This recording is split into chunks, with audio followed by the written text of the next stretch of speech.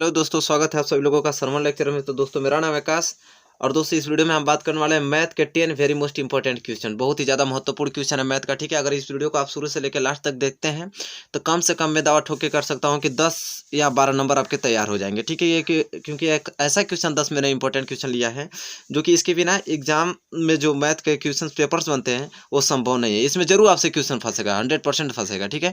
तो चलिए चीज़ों को समझते रहिएगा और वीडियो पसंद है तो प्लीज़ इसे लाइक तो जरूर कीजिएगा और कमेंट करके बताइएगा वीडियो कैसा लगा आपको, ठीक है। चलिए हम स्टार्ट करते हैं चीज़ों को। यहाँ पहला क्वेश्चन आपको ये दिया है, द्विघात समीकरण 3x² + 4x - 5 = 0 का विविक्तर है, ठीक है। यहाँ पे समीकरण आपको द्विघात समीकरण दिया है और इसका विविक्तर पूछा है। चलिए मैं हल करके आपको बताता हूँ किस प्रकार आपको इसे सॉल्यूशन करेंगे। देखिए सॉल्व यहाँ पे लिख लीजिए। चलिए सॉल्व करके बताता हूँ आपको। सबसे पहले उस समीकरण को उठाइए। तो लिखा है 3x² + 4x - 5 = 0, ठीक है। द्विघात समीकरण का फॉर्मेट आप लोग जानते हैं क्या होता है। तो ax² + bx + c = 0, यह फॉर्मेट होता है द्विघात समीकरण का। बस इससे अब तुलना कर दीजिए। यहाँ पे लिखेंगे क्या, तुलना करने पर। तब दोस्तों यहाँ पे तब आप तुलना कर रहे हैं तो देखिए यहाँ से x² कैंसिल हो गया, तब x² कैंसिल हो गया तो a बराबर यहाँ 3 आ गया, ठीक है। और x से यह x कैंसिल हो गया, तब b बराबर क्या आ जाएगा 4 और c बराबर देखिए यहाँ पे -5, ठीक है। तो तुलना करने पे a b c का वैल्यू निकल गया और जब a b c का वैल्यू निकल गया तब विविक्तर निकाल सकते हैं, ठीक है। तो आप कहेंगे कि विविक्तर क्या होता है, चलिए मैं बताता हूँ। देखिए विविक्तर को हम कैपिटल D से डिनोट करते हैं और इसका फार्मूला होता है b² - 4ac। यह विविक्तर का फार्मूला होता है, इसे लिख कर और याद कर लीजिएगा किसी कीमत पे, ठीक है। अब देखिए यहाँ से d तो निकालना हमको विविक्तर, तो d बराबर b², b क्या है 4, तो 4 का स्क्वायर -4 गुणे a क्या है 3 है, 3 लिख देंगे। c क्या है -5, तो हम -5 लिख देंगे। अब इसे हल करेंगे तो d बराबर 4 का स्क्वायर कितना हो जाएगा 16 हो जाएगा। अच्छा 4 3 12, अब 12 5 60 और इस माइनस को गुणा इस माइनस होगा तो क्या हो जाएगा प्लस, और ये क्या हो गया 60 हो गया। तो d बराबर अब देखिए 60 और 16 तो कितना हो जाएगा 76, तो d बराबर कितना आ गया 76। तो विविक्तर पूछा था, d को विविक्तर बोलते हैं, तो विविक्तर कितना आ गया 76 आ गया। देखिए कितना सिंपल क्वेश्चन है, अब बहुत अच्छा भी है, ठीक है। तो द्विघात समीकरण इतना का विविक्तर कितना हो जाएगा d बराबर 76। दोस्तों उम्मीद करता हूँ पहला क्वेश्चन आपको समझ में आ गया होगा। चलिए इसी के साथ बढ़ चलते हैं अगले क्वेश्चन की और, क्वेश्चन नंबर दूसरे की ओर। चलिए दोस्तों बात कर लेते हैं क्वेश्चन नंबर दूसरा। देखिए क्वेश्चन नंबर दूसरा ये दिया है, दो संपूरक कोणों में बड़ा कोण छोटे कोण से 18 डिग्री अधिक है, ठीक। दोनों कोण ज्ञात कीजिए, ठीक है। अब देखिए ये क्वेश्चन दिया, चलिए मैं इसको बताता हूँ किस प्रकार इसे हल करेंगे। आप जैसे बोलता है लैंग्वेज वैसे लिखते हैं। कह रहा है दो संपूरक कोण। आप संपूरक कोण जानते हैं किसे कहते हैं। तो देखिए पहले आप इस तरह पे लिखिए, दो समकोण, दो संपूरक कोण यक्स तथा वाई मान लीजिए। दो संपूरक कोण यक्स तथा वाई है और यहाँ पे कंडीशन दे दिए जहाँ यक्स जो है वो वाई से बड़ा है, मतलब यक्स बड़ा कोण है और वाई क्या है छोटा कोण है, ठीक है। देखिए संपूरक कोण मतलब ये होता है कि किन्हीं दो कोणों का योग 180 अंश आ जाए, वो संपूरक कोण हो जाएगा। तो प्रश्न से ही एक हमारा बन जाएगा समीकरण, प्रश्नानुसार प्रश्न से ही बन जाएगा। प्रश्न क्या किया था, दो संपूरक कोण। संपूरक कोण मतलब कि अगर दो कोण आपको यक्स वाई दिया है, अगर यक्स और वाई को अगर मैं जोड़ूं, अगर 180 अंश आ जाता तो इसी को संपूरक कोण बोलते हैं। तो ये तो प्रश्न से ही आपका एक समीकरण बन गया। अब दूसरा कह रहा है कि बड़ा कोण छोटे कोण से 18 अधिक है। जो बड़ा कोण जो यक्स है वो छोटे कोण वाई से कितना अधिक है भैया, तो 18 अधिक है। यह समीकरण दूसरा बन गया। उसी के कहने से ना देखिए बड़ा कोण छोटे कोण से 18 अधिक है, ठीक है। दोनों कोण ज्ञात कीजिए। अब दोनों कोण ज्ञात करना है, कितना सिंपल है। यह समीकरण दूसरा का समीकरण पहला, यक्स का वैल्यू अगर समीकरण पहला में रख देंगे तो काम हो जाएगा। तो आप लिखेंगे कि समीकरण दो का मान, समीकरण दो का मान समीकरण पहला में रखने पे, समीकरण पहला में रखने पे, समीकरण पहला पे रखने पर। और जब पहला में रखेंगे तो देखिए पहला उतारना पड़ेगा, x + y बराबर कितना है 180 है, ठीक है। x बराबर जितना दिया है उतना लिख देंगे। तो x हम क्या लिखेंगे y + 18 और फिर प्लस y बराबर 180 आ जाएगा, ठीक है। अब इसे हल करेंगे तो कितना हो जाएगा y 2y + 18 बराबर 180 आ गया, ठीक है। अब आपको करना क्या है कि 2y बराबर 180 और माइनस कितना हो जाएगा 18। अब थोड़ा यहाँ पे हल कर देता हूँ। तो 2y बराबर 180 है, 180 में से 18 घटाएंगे दोस्तों कितना बचता है 162, ठीक है। तो यहाँ से y माइनस करेंगे तो कितना हो जाएगा y, और y बराबर 162 और 2 गुणा में उधर जाएगा तो 2 भाग में जाएगा। अब कटा देंगे तो y बराबर कितना आ जाएगा यहाँ पे तो 81 आ जाएगा। 2 8 16 और 2 1 2, तो y बराबर कितना आ गया 81 का। तब y निकल गया तो x का वैल्यू निकल जाएगा। तब y का वैल्यू यहाँ लिख सकते हैं, y का मान किसी समीकरण में रख दीजिए, समीकरण y का मान दूसरा में रख दीजिए, समीकरण दूसरा में रखने पे, ठीक है, थोड़ा समझ लीजिएगा, यहाँ पे रखने पर लिखा है, रखने पे। तो दूसरा में रखेंगे तो समीकरण दूसरा क्या है, x बराबर y प्लस 18, तो x बराबर y कितना दिया है 81 और प्लस 18, तो x बराबर कितना हो जाएगा 8 1 9 और 8 1 9, तो x बराबर कितना आ जाएगा 99। तो मतलब वो दो संपूरक कोण कौन कौन से हो गए, तो एक तो 99 हो गया और एक क्या हो गया 81 हो गया, ठीक है। तो यही दो संपूरक कोण हैं। और देखिए इन दोनों का योग भी देखिए 9 1 10 8 9 17, दोनों का योग 180 भी हो रहा है, मतलब दोनों संपूरक भी हैं और x और y का वैल्यू भी निकल गया। ये ना पूछा था दोनों कोण ज्ञात कीजिए, तो एक कोण 99 और एक कोण 81, बात खत्म। तो दोस्तों उम्मीद करता हूँ कि आपको ये क्वेश्चन आपको समझ में आ गया होगा। चलिए इसी के साथ बढ़ चलते हैं अगले क्वेश्चन की ओर, क्वेश्चन नंबर तीसरे की ओर। चलिए दोस्तों क्वेश्चन नंबर तीसरा देख लेते हैं। देखिए क्वेश्चन नंबर तीसरा यह है कि बिंदुओं 5,0 और -12,0 के बीच की दूरी ज्ञात कीजिए, ठीक है। तो दो बिंदुओं के बीच की दूरी ज्ञात करना, जैसे मतलब मैं समझा रहा हूँ, बात समझने की कोशिश कीजिएगा, सो ही नहीं सकता कि नहीं समझ में आए। देखिए ये दो बिंदु है, मान लीजिए बिंदु ए है और ये बिंदु क्या है बी है। इस ए का निर्देशांक दिया है 5 और 0, इस बी का निर्देशांक दिया है -12 और 0, ठीक है। तो चलिए दोस्तों इसे जो 5 है इसे बोलते हैं x1, इसे बोलते हैं y1, इसे बोलते हैं x2 और इसे बोलते हैं y2, ठीक है। तो ये दो बिंदु हैं, दोनों बिंदुओं के बीच की दूरी, तो दो बिंदुओं के बीच की दूरी देखिए यहाँ पे मैं सूत्र लिख देता हूँ।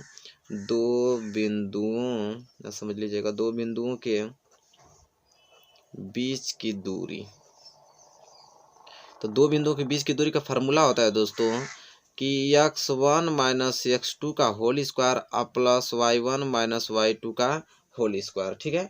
ये दो बिंदुओं बीच की दूरी का फॉर्मेट होता है, ठीक है। अब देखिए कितना सिंपल, तभी ये याद हो गया तो सारा काम हो गया। अब देखिए करड़ी में है, करड़ी में x1 कितना मान है 5 5, x2 कितना हो गया -12, यहाँ पे लिख देंगे कोष्टक में -12। अब इसका होल स्क्वायर अब प्लस y1 कितना है 0 और माइनस y2 भी कितना है 0 का स्क्वायर। अब देखिए यहाँ पे तब हल करेंगे तो 5 इस माइनस को गुणा इस माइनस में होगा तो कितना हो जाएगा माइनस माइनस प्लस 12, इसका होल स्क्वायर और प्लस 0 में से 0 गया तो 0 का होल स्क्वायर, ठीक है। अब देखिए इसे हल करेंगे तो कितना हो जाएगा 12 5 17, 17 का होल स्क्वायर और प्लस 0 का स्क्वायर करेंगे तो 0 ही होगा। अब देखिए यहाँ बात समझने की कोशिश कीजिएगा, 17, अब देखिए यह हो जाएगा 17 के स्क्वायर में 0 जोड़ेंगे तो 17 का इस स्क्वायर होगा। अब बात देखिए यहाँ पे एक चीज़ होता है कि जो 17 का यह होल स्क्वायर है, ठीक है, इस करणी देखिए इस करणी का मान होता है 1/2, जब इस करणी को घटाएंगे तो ये पूरा घात में आ जाता है 1/2 आ जाता है इस प्रकार, ठीक है। तब इस तरह आ जाएगा तो हम क्या लिख सकते हैं 17 पे पावर 2 और इसके बीच में गुणा होता है, गुणा 1/2, तो 2 से 2 कैंसिल, मतलब आ गया क्या 17 पे पावर 1 और 17 पे पावर 1 का मतलब क्या होता है 17। तो दो बिंदुओं के बीच की दूरी इसका कितना आ गया आपका 17 आ गया। तो 17 इस क्वेश्चन का क्या होगा आंसर होगा। तो दोस्तों उम्मीद करता हूँ कि ये क्वेश्चन भी आपको समझ में आ गया होगा बहुत ही अच्छे ढंग से, ठीक है। तो चलिए दोस्तों इसी के साथ बढ़ चलते हैं क्वेश्चन नंबर चौथे की ओर। चलिए दोस्तों अब देख लेते हैं क्वेश्चन नंबर चौथा। देखिए क्वेश्चन नंबर चौथा बहुत ही बेहतरीन क्वेश्चन है, क्वेश्चन तो बहुत बार पूछा गया पूछता भी है, ठीक है, इसलिए मैं बता रहा हूँ इसको। कह रहा है कि सिद्ध कीजिए कि साइन 36 अंश बटे में cos 54 और प्लस cos 36 बटे में साइन 54 बराबर 2, इसको हल करके 2 हमको सिद्ध करना है, ठीक है। तो चलिए मैं आपको बताता हूँ बहुत सिंपल तरीका है इसका हल करने का। तो देखिए दिया है साइन 36 अंश और बटे में cos 54 अंश और प्लस cos 36 अंश बटे में साइन 54 अंश, ठीक है। इसे हल करके यहाँ पे लिख लीजिए LHS लेने पे, क्योंकि LHS लेके RHS सिद्ध करना है, ठीक है। तो LHS ले रहे हैं, ठीक है। अब देखिए इसको चेंज करेंगे तो मैं एक फार्मूला होता है इसको बता देता हूँ। इसको मैं लिख सकता हूँ क्या 36 को साइन 90 माइनस 54, बताइए लिख सकता हूँ कि नहीं। 90 में से अगर 54 घटाऊंगा तभी ना 36 बचेगा। तो साइन 36 को मैं लिख सकता हूँ साइन 90 माइनस 54 आराम से लिख सकता हूँ। अब बटे में cos 54 है, इसको उतार दूंगा इसी तरह, ठीक है। फिर प्लस देखिए cos 36 को मैं क्या लिख सकता हूँ, तो cos 36 को लिख सकता हूँ cos 90 माइनस 54 लिख सकता हूँ। 90 में से 54 घटाऊंगा तो 36 बचेगा, ठीक है, आराम से लिख सकता हूँ। और साइन 54 नीचे वैसे, ठीक है। अब देखिए यहाँ पे फार्मूला होता है साइन 90 माइनस थीटा, देखिए यहाँ फार्मूला होता है साइन 90 माइनस थीटा बराबर कास थीटा, ये फार्मूला होता है, ठीक है। साइन 90 माइनस थीटा बराबर कास थीटा, देखिए यहाँ पर sine 90 minus theta cos theta, तो साइन 90 माइनस 54 कास 54, यही तो होगा फार्मूला के हिसाब से। और बटे में कास 54 जैसे उसे रख लीजिए। फिर देखिए कास 90 माइनस थीटा साइन थीटा होता है, तो कास 90 माइनस 54 साइन 54, बात खत्म फार्मूला के हिसाब से। और साइन 54 अंश नीचे है, ठीक है।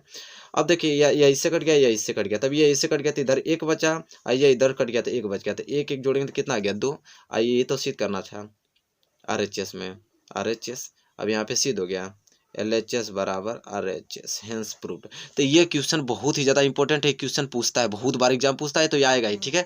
तो इस प्रकार आपको हल कर देना है। उम्मीद करता हूँ क्वेश्चन नंबर 4 भी आपको क्लियर हो चुका होगा। चलिए क्वेश्चन नंबर 5 की ओर बढ़ चलते हैं। चलिए दोस्तों क्वेश्चन 5वां देख लेते हैं। देखिए क्वेश्चन नंबर 5वां कितना जबरदस्त क्वेश्चन है। अब जैसा कि आप देख पा रहे हैं बहुत ही ज़्यादा इंपॉर्टेंट क्वेश्चन है। चलिए मैं इसको बताता हूँ। कह रहा है 6 सेंटीमीटर त्रिज्या वाले एक वृत्त के एक त्रिज्यखंड का क्षेत्रफल ज्ञात कीजिए जिसका कोण कितना हो 60 अंश हो, ठीक है। तो चलिए मैं आपको बताता हूँ किस प्रकार कर पाएंगे। तो कहता है 6 सेंटीमीटर त्रिज्या वाले वृत्त के, मान लीजिए कोई एक वृत्त है, ठीक है, एक केंद्र है, तो 6 सेंटीमीटर त्रिज्या वाले वृत्त के त्रिज्यखंड जैसा कि जानते हैं अगर दोनों परिधियों और केंद्र को मिला दें तो यह एक क्या है त्रिज्यखंड हुआ, ठीक है। इसी का क्षेत्रफल पूछ रहा है, इसका क्षेत्रफल पूछ रहा है। देखिए इसका क्षेत्रफल पूछ रहा है जिसका कोण 60 अंश, मतलब ये कितना कोण बना रहा है वाला 60 अंश बना रहा है। त्रिज्या कितना है 6 सेंटीमीटर, इसका है अभी 6 सेंटीमीटर है। त्रिज्याएं तो सेम होगी। तो देखिए यहाँ पे दिया त्रिज्या 60 सेंटीमीटर, तो देखिए R बराबर दे दिया त्रिज्या 6 सेंटीमीटर और थीटा कोण दे दिया है 60 अंश। हमसे पूछा है जिसका कोण 60 अंश है तो त्रिज्यखंड का क्षेत्रफल। तो दोस्तों मैं बता रहा हूँ किस प्रकार आप आसानी से लगा पाएंगे। जब इस प्रकार क्वेश्चन आए तो त्रिज्यखंड का क्षेत्रफल एक फार्मूला होता है। त्रिज्यखंड का क्षेत्रफल का फार्मूला होता है थीटा बटे 360 पाई R स्क्वायर, ठीक है। बस इस वैल्यू पे रखेंगे आंसर मिल जाएगा। तो थीटा कितना है 60 अंश बटे 360 पाई का मान 22/7 होता है, 22/7 लिख दीजिए। R स्क्वायर R कितना है 6, तो 6 × 6 लिख दीजिए। R स्क्वायर का मतलब 6 × 6 हो गया। 1 0 से 1 0 कट गया, 6 कम 6 और 6 चढ़े के 36। इस 6 से यह 36 कट गया, बचा कितना 22 × 6 और बटे में 7। इसे हल करेंगे तो 6 दूनी के 12, 6 दूनी के 12 1 13, 132/7। और जैसा कि देख पा रहे हैं क्षेत्रफल है इसलिए क्या हो जाएगा सेंटीमीटर स्क्वायर। तो 132/7 सेंटीमीटर स्क्वायर इस क्वेश्चन का करेक्ट आंसर होगा, ठीक है। तो मतलब यही आंसर होगा। तो उम्मीद करता हूँ ये भी क्वेश्चन आपको बहुत सरल तरीके से समझ में आ गया होगा दोस्तों। तो चलिए इसी के साथ अगर वीडियो पसंद आए तो प्लीज़ लाइक कीजिएगा। चलिए अब अगला क्वेश्चन पढ़ते हैं, क्वेश्चन नंबर 6वां। चलिए दोस्तों देखते हैं क्वेश्चन नंबर 6वां। देखिए क्वेश्चन नंबर 6वां बहुत ही ज़्यादा इंपॉर्टेंट क्वेश्चन है। कह रहा है कि एक लंबवृत्तीय बेलन के आधार का क्षेत्रफल 9 पाई सेंटीमीटर स्क्वायर है तो उसके आधार का व्यास होगा, ठीक है। तो चलिए मैं इसे हल करके बताता हूँ किस प्रकार इसे हल किया जाता है। बहुत आसान तरीके से, बहुत ज़्यादा सिंपल भी है। कह रहा है लंबवृत्तीय बेलन के आधार का क्षेत्रफल। तो दोस्तों मैं यहाँ पे लिख देता हूँ थोड़ा ताकि आपको समझ में आ जाए। लंबवृत्तीय बेलन के आधार का क्षेत्रफल। तो दोस्तों लंबवृत्तीय बेलन के आधार का क्षेत्रफल जो होता है वो होता है पाई R स्क्वायर, ठीक है। लंबवृत्तीय बेलन के आधार का क्षेत्रफल होता है पाई R स्क्वायर। तो कितना दिया है, एक लंबवृत्तीय बेलन के आधार का क्षेत्रफल 9 पाई दिया है। तो इस पाई R स्क्वायर के बराबर हम क्या कर देंगे 9 पाई कर देंगे, ठीक है, क्योंकि लंबवृत्तीय बेलन का क्षेत्रफल 9 पाई दिया है भाई। पाई से पाई कैंसिल, बचा क्या R स्क्वायर बराबर 9। तो R बराबर कितना हो जाएगा करड़ी में 9, तो R बराबर जाएगा 3 सेंटीमीटर। तो त्रिज्या कितना निकल गया 3 सेंटीमीटर। तब इसका त्रिज्या निकल गया तो पूछा हमसे क्या उसके आधार का व्यास ज्ञात कीजिए, ठीक है। अब उसके आधार का व्यास पूछा तो देखिए कितना सिंपल है और तुरंत आप लगा देंगे। तो यहाँ पे लिखिए आधार का व्यास लिखना पड़ता है थोड़ा। आधार का व्यास होता है लंबवृत्त, इसका आधार का व्यास हो जाएगा 2R, ठीक है। आधार का व्यास हो जाएगा 2R। तो 2R कितना दिया है 6 सेंटीमीटर, ठीक है। तो 6 सेंटीमीटर इसका क्या आ गया आधार का क्या आ गया व्यास आ गया। बस ये आंसर हो गया। कितना सिंपल है। तो दोस्तों उम्मीद करता हूँ क्वेश्चन नंबर 6वां भी आपको क्लियर हो चुका होगा। तो चलिए क्वेश्चन नंबर 7 की ओर बढ़ चलते हैं, उसको देखते हैं। चलिए दोस्तों अब क्वेश्चन नंबर 7वां देख लेते हैं। देखिए क्वेश्चन नंबर 7वां कितना मोस्ट इंपोर्टेंट क्वेश्चन है कि यदि 5, 10, 15, R, 20, 35 और 40 का समांतर माध्य 21 हो तो R का मान होगा, ठीक है। तो चलिए दोस्तों मैं बताता हूँ किस प्रकार इसे हल करेंगे। बहुत ज़्यादा सिंपल क्वेश्चन है। सबसे पहले आप समांतर माध्य का फार्मूला जानिए। देखिए समांतर माध्य, तो यहाँ पे लिखिए हमारे साथ जैसे जैसे मैं लिख रहा हूँ। समांतर माध्य का फार्मूला होता है प्रेक्षणों का योग है, जो ये संख्या दिया है इसका योग करना है। प्रेक्षणों का योग बटे में प्रेक्षणों की संख्या। यहाँ पे लिखेंगे प्रेक्षणों का योग बटे में प्रेक्षणों की संख्या। बस ये फार्मूला तो बस अब काम हो गया। तब देखिए समांतर माध्यम को निकालना है तो प्रेक्षणों का योग जो है इसका योग करना पड़ेगा। तब 5 धन 10 धन 15 और धन R और धन कितना हो जाएगा 20 और धन कितना हो जाएगा 35 हो जाएगा और धन 40 हो जाएगा, ठीक है। अब करना आपको क्या है प्रेक्षणों की संख्या। तो प्रेक्षणों की संख्या क्या है 1 2 3 4 5 6 7 देखिए अब क्या करना है, क्या बस इसका प्रेक्षणों की संख्या तो देखिए 1 2 3 4 5 6 7, अब 7 है तो 7 लिख लीजिए। अब इसको बस सिर्फ आपको जोड़ना है, ठीक है। तो चलिए जोड़ते हैं हम लोग। तो देखिए कितना हो जाएगा, तो 10 और 5 15, अब 15 15 30 और 30 20 50, और 50 और 40 कितना हो जाएगा 90, और 90 से 30 कितना हो जाएगा 120, और 5 125, तो 100 कितना 25, और प्लस ये कितना बचा आर, और बटे में कितना हो जाएगा 7, ठीक है। और देखिए समांतर माध्य, यहाँ पे देखिए बात को समझिए, जो समांतर माध्य था कितना दिया, समांतर माध्य 21, इसलिए मुझे यहाँ पे 21 लिखना पड़ेगा समांतर माध्य के लिए, और यहाँ पे भी क्या हो जाएगा 21 होगा। समझने की कोशिश कीजिए, समझ रहे हैं ना, हो गया। अब इसका गुणा इसमें कर दीजिए, 7 एकम 7 और 7 दूनी की 14, 147 बराबर 125 प्लस कितना हो गया आर हो गया, ठीक है। अब कितना सिंपल है, 147 और 125 प्लस इधर आ जाएगा तो 125 माइनस में जाएगा, यहाँ पे क्या बच गया आर। अब यहाँ 7 में से 5 जाएगा तो कितना बच गया 2 बच गया, 4 में से 2 जाएगा तो बच गया 2, तो कितना आ गया यहाँ पे 22 आ गया। तो 22 बराबर क्या आ गया आर, तो यही तो पूछा था आर की वैल्यू, तो आर की वैल्यू कितना आ गया 22 आ गया। तो ये आर बराबर कितना आ गया 22 होगा, तो यही इसका क्या होगा आंसर होगा। तो देखिए कितना सिंपल है, समांतर माध्य प्रेक्षणों की संख्या बटे प्रेक्षणों का योग्य बटे प्रेक्षणों की संख्या। समांतर माध्य 21 था, 21 लिख दिया बराबर, उसको हमने जोड़ दिया, उसका संख्या लिख दिया, बस ये यहाँ से हल कर दिया। कितना सिंपल है। तो दोस्तों ये चीज़ आपको आना चाहिए, ठीक है। तो दोस्तों उम्मीद करता हूँ कि चीज़ आपको क्लियर हो चुकी होगी। चलिए क्वेश्चन नंबर 8वें की ओर बढ़ चलते हैं। चलिए दोस्तों क्वेश्चन नंबर 8वां है। क्वेश्चन नंबर 8वां को देख लेते हैं। देखिए क्वेश्चन नंबर 8वां बहुत ज़्यादा सिंपल क्वेश्चन है कि यदि समीकरण x + y = 10 का एक हल x = 3m + 2 तथा y = 4 हो तो m का मान ज्ञात कीजिए, ठीक है। तो यहाँ पे समीकरण दिया है, समीकरण को पहले उतार लेता हूँ। x + y = 10 ये समीकरण दिया है, और दिया यहाँ पे कि x = 3m + 2 और y बराबर क्या दिया है 4। तो कितना सिंपल है, जहाँ पे भी x है और वहाँ पे मैं यह रख दूंगा, जहाँ पे भी y है वहाँ पे मैंने 4 रख दूंगा, बराबर 10 कर दूंगा, आ जाएगा। तो x बराबर कितना है, तो यहाँ पे लिख दूंगा मैं 3m + 2 प्लस y = 4 है, तो y + 4 = 10। अब यहाँ से जोड़ेंगे तो कितना हो जाएगा 3m 4 2 6 = 10। अब यहाँ से करेंगे तो 3m = 10 और प्लस 6 उधर जाएगा तो -6, तो 3m = 10 में से 6 जाएगा तो कितना बच गया 4, m बराबर कितना हो जाएगा 4/3, तो m बराबर 4/3, तो यही तो इसका आंसर होगा। m का वैल्यू पूछा था, m का वैल्यू 4/3 आ गया। तो दोस्तों इस प्रकार ये जो क्वेश्चन है कॉमन क्वेश्चन है, आपको पूछेगा ही पूछेगा एग्जाम में, ठीक है। तो ये इसका आंसर था। दोस्तों उम्मीद करता हूँ क्वेश्चन नंबर 8वां बहुत ही अच्छे तरीके से आपको समझ में आ गया होगा। चलिए क्वेश्चन नंबर 9 की ओर बढ़ चलते हैं। चलिए दोस्तों क्वेश्चन नंबर 9 को देख लेते हैं। देखिए क्वेश्चन नंबर 9 बहुत ज्यादा इंपॉर्टेंट क्वेश्चन है, तो इसको देख लेते हैं। कह रहा है कि p के किस मान के लिए रैखिक समीकरण युग्म 6x + 5y = 4 आता था 12x + py = -8 कोई हल नहीं होगा, ठीक है। तो चलिए मैं इसको बता रहा हूँ, कोई हल नहीं होगा। देखिए किसी इस प्रकार के क्वेश्चन को कैसे सॉल्व किया जाता है। आपको हल में लिखना है, रैखिक समीकरण दिया है पर उसको उतारिए। 6x + 5y = 4, एक दिया है 12x + py = -8, ठीक है।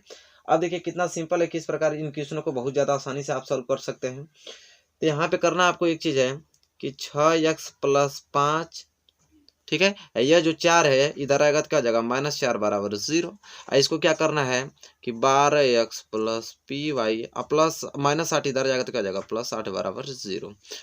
अब यहाँ पे कहा है कोई हल नहीं, तो इसके लिए हम लोग रैखिक समीकरण पहले लिखेंगे फिर तुलना करेंगे। तो इसका लिखेंगे a1x + b1y + c1 = 0। आइए एक दूसरा समीकरण है, तो इसे a2x का नाम दे देते हैं, b2y और +c2 = 0।